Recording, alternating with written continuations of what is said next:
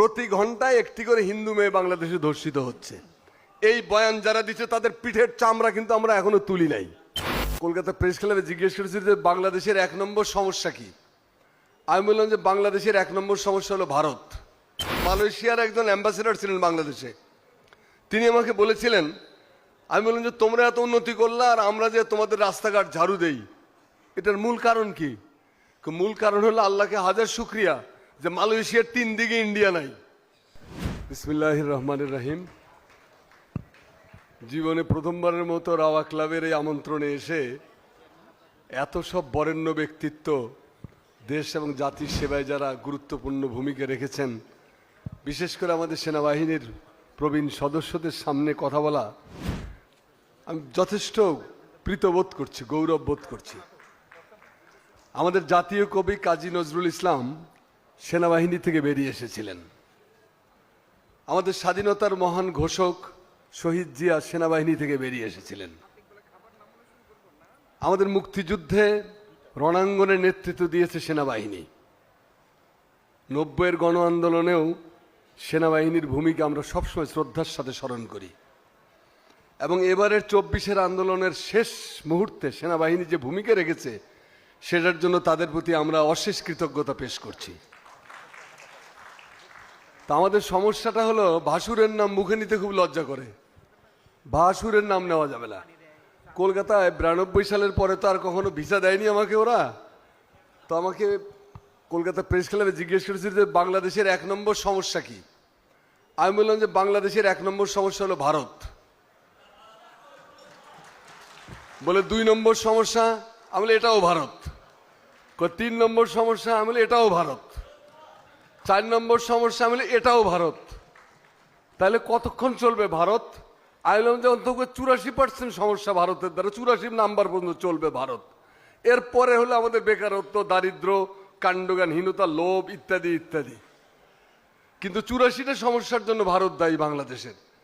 পার্বত্য চট্টগ্রামের মূল সমস্যার কেন্দ্রে মূল সমস্যা তৈরি করা এবং এই সমস্যাকে জিয়ে রাখা, সবকিছুর জন্য একটা মাত্র রাষ্ট্র দায়ী। বাকিরা হয়তো ছোটখাটো ভূমিকা রেখেছে। যাই হোক, আমি কৃতজ্ঞতা জানাই আমি হক ভাইয়ের প্রতি, কর্নেল হকের প্রতি। তিনি নির্দেশ দান করলেন যে এখানে আসতেই হবে। আমার এখন মনে হচ্ছে না আসলে পরে একটা গুরুত্বপূর্ণ জিনিস মিস করতাম। যাক, আমার অভিজ্ঞতা একটু শেয়ার করি। ভাই উপস্থাপক, 2-1 মিনিট এদিক সেদিক হলে ক্ষমা ঘেন্না করে দেবেন। অভিজ্ঞতাটা এইরকম যে 97 সাল শান্তি চুক্তি যখন সম্পাদিত হয়, তখন শান্তি চুক্তির উপরে ঢাকা থেকে যারা কাভার করতে গেছিলেন,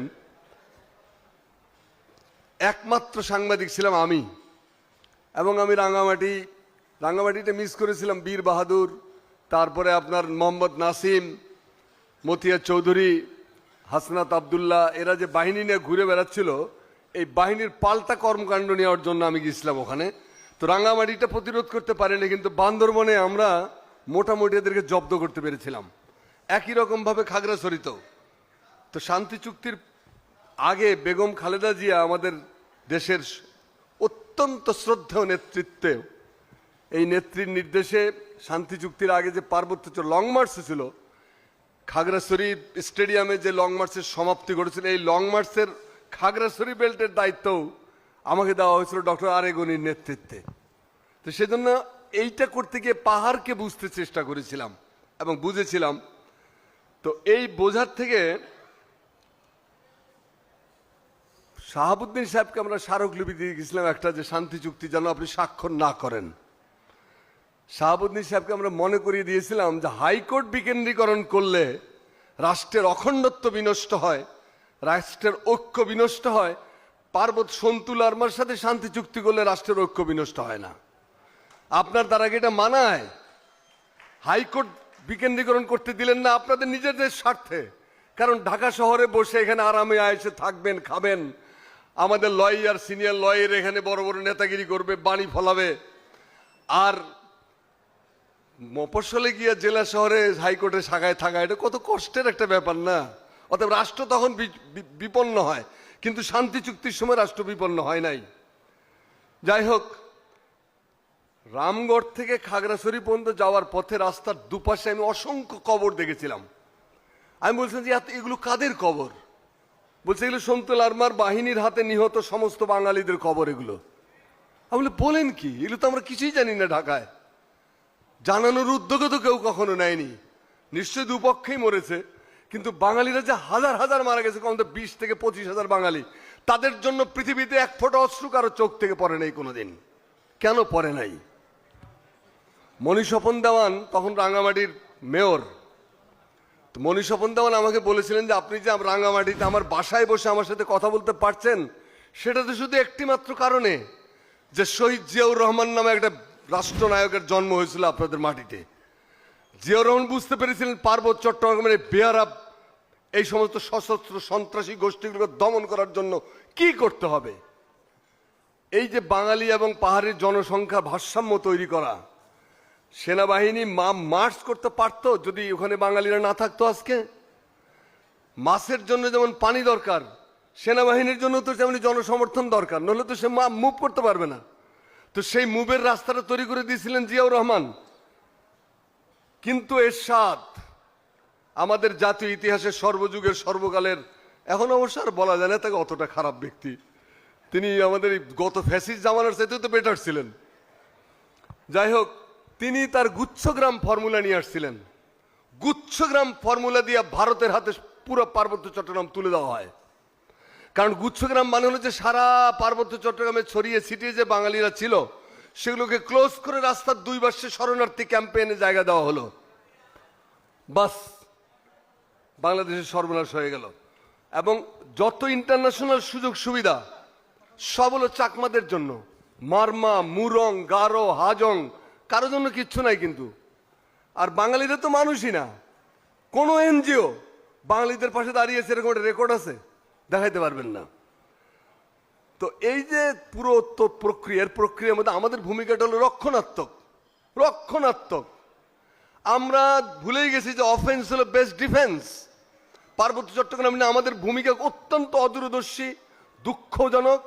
আমাদের সেনাবাহিনীর মানুষরা প্রাণ দিচ্ছে, সেনাবাহিনী সেখানে, কিন্তু অপরিকল্পিত, পুরোটার পিছনে কোনো পরিকল্পনা নাই। এই অপরিকল্পিত পদক্ষেপের কারণে পার্বত্য চট্টগ্রামের অশান্তি থেকে দূর করা যাচ্ছে না। কেন? ভারতকে বলে দেওয়া যায় না যে আমার বাংলাদেশের মাটিতে পার্বত্য চট্টগ্রামে যদি একটা বুলেট ফোটে, তোমার মাটিতেও আরেকটি বুলেট ফুটবে। এই কথা বলতে লজ্জা কিসের? ভাসুরের নাম নিতে সমস্যাটা কোথায়?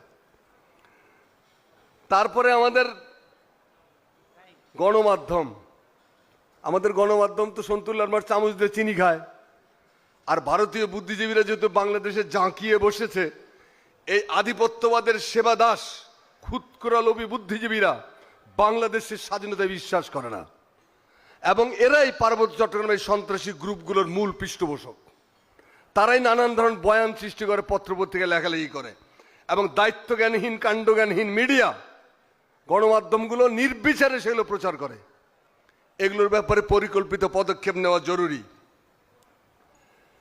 আরেকটা জিনিস আমি একটু দৃষ্টি আকর্ষণ করতে চাই, সেটা হলো যে আমাদের সেনাবাহিনী পার্বত্য চট্টগ্রামে ঘুরে টুরে যেটা জ্ঞান হয়েছে আমাদের সেনাবাহিনী মূলত ক্যান্টনমেন্টে আবদ্ধ, জঙ্গলে যায় না। ফলে জঙ্গলগুলো ভারতের হাতে ছেড়ে দেওয়া হয়েছে। ভারত মানে সন্ত্রাসী গোষ্ঠীগুলোর হাতে। কেন? আপনারা ক্যান্টনমেন্টে বসে থাকবেন কেন? পাহাড়ে জঙ্গলে কোনায় কাঞ্চিতে যাবেন না? সেটা না গেলে তো বাংলাদেশ থাকবে না, বাংলাদেশ টিকবে না। ওই ভূখণ্ডটা, এটা বিশ্বাস করি যে বাংলাদেশ সেনাবাহিনীর জন্যই পার্বত্য চট্টগ্রাম এখনো আমাদের সাথে আছে। যদি না থাকতো তাহলে পার্বত্য চট্টগ্রাম রক্ষা করা যেত না। কারণ ভারতের মতো, মালয়েশিয়ার একজন অ্যাম্বাসেডর ছিলেন বাংলাদেশে, তিনি আমাকে বলেছিলেন, আমি বললাম যে তোমরা এত উন্নতি করলে আর আমরা যে তোমাদের রাস্তাঘাট ঝাড়ু দেই, এটার মূল কারণ কি? মূল কারণ হলো আল্লাহকে হাজার শুক্রিয়া যে মালয়েশিয়ার 3 দিকে ইন্ডিয়া নাই। বলে ইন্ডিয়া মালয়েশিয়ার 3 দিকে নাই, এটাই মালয়েশিয়ার উন্নয়নের মূল কাহিনী আর কি। তো সেইটা আমাদের মাথায় রাখতে হবে। আমাদের দেশের যে বুদ্ধিজীবীরা বছরের পর বছর লিখেছে বাংলাদেশের সেনাবাহিনীর দরকার নাই, আমাদের যে বুদ্ধিজীবীরা লিখছে সেনাবাহিনী তো খামাখা বার্ডেন, ভারতের মতো বন্ধু রাষ্ট্র আমাদের পাশে, আমরা সেনাবাহিনীকে কেন এই সাদা হাতিটা পালতেছি? তখন আমরা বুক চিতিয়ে পত্রপত্রিকায় লিখতাম যে বাংলাদেশের সেনাবাহিনী ছিল, আছে এবং থাকবে, কারণ এটার সাথে আমার সার্বভৌমত্ব ওতপ্রোতভাবে জড়িত। আমার সার্বভৌমত্ব রক্ষার গ্যারান্টার কারা? আমার জনগণ, আমার সেনাবাহিনী এবং আমার ধর্মবিশ্বাস। এগুলো তো মাথায় রাখতে হবে। তো সেই সেনাবাহিনীর বিরুদ্ধে যারা বছরের পর বছর লেগেছে, সেনাবাহিনীর ডিফেন্স কলেজগুলোতে সেই সমস্ত দেশদ্রোহী বুদ্ধিজীবীদের আবাদ চাষ করা হয়েছে। সবাই সেখানে দাওয়াত খেতে গেছেন, বক্তৃতা দিয়ে বেড়েছেন। মুনতাসির মামুনের কাছে জ্ঞান নিতে হয়েছে দেশপ্রেমের। শাহরিয়ার কবির বক্তৃতা দিয়ে বেরিয়েছে, ওর কাছে আমার দেশপ্রেম শিখতে হবে যে বাংলাদেশের স্বাধীনতা বিশ্বাস করে না।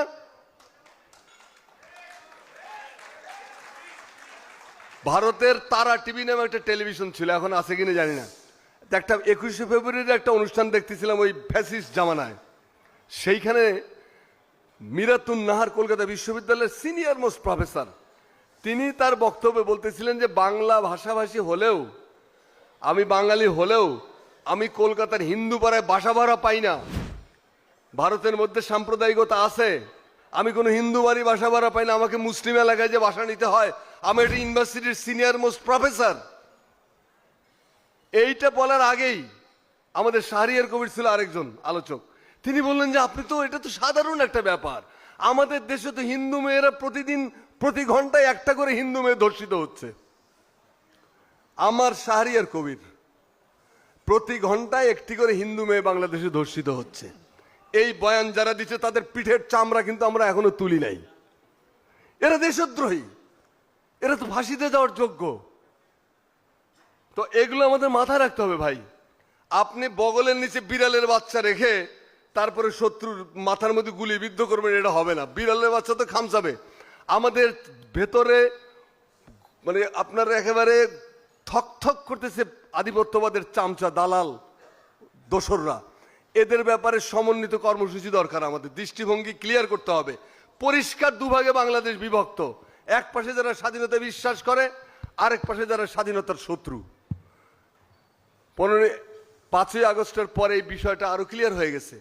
এই 5ই আগস্টের চেতনাকে সাথে নিয়ে আমার মনে হয় আমরা যদি একটা সমন্বিত পদক্ষেপ গ্রহণ করতে পারি এবং ডায়ালগ, পার্বত্য চট্টগ্রামের সব মানুষই শান্তির সন্তুল আরমার ফলোয়ার এমনটা নয়, পার্বত্য চট্টগ্রামের সব জনগোষ্ঠী এই সমস্ত সন্ত্রাসী কর্মকাণ্ডে জড়িত তা নয়। যারা এর সাথে জড়িত নেই সে বৃহৎ জনগোষ্ঠীর সঙ্গে আত্মীয়তা করতে হবে। তাদেরকে আমাদের সেনাবাহিনীর সঙ্গে, আমাদের সঙ্গে, জনগণের সঙ্গে একটা মিতালি তৈরি করে দিতে হবে। যদি সে মিতালি তৈরি করা যায় তাহলে হয়তো স্থায়ী একটা সমস্যার সমাধান হতে পারে। যাই হোক, আমাকে এখানে কথা বলার সুযোগ দেওয়ার জন্য আবারও রাওয়া ক্লাবকে ধন্যবাদ জানাই। হক ভাই, এলোমেলো ভাই কিছু কথা বললাম, ভালো থাকবেন সবাই। আসসালামু আলাইকুম।